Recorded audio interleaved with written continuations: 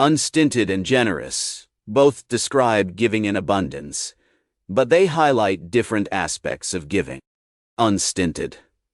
This emphasizes giving without any restraint or limitation.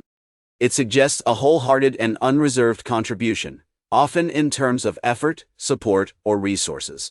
Example: her unstinted efforts in organizing the community event ensured its success. Generous. This emphasizes a willingness to give or share freely, often with kindness and altruism. It's about being open-hearted and willing to help others. Example: he was known for his generous donations to various charities.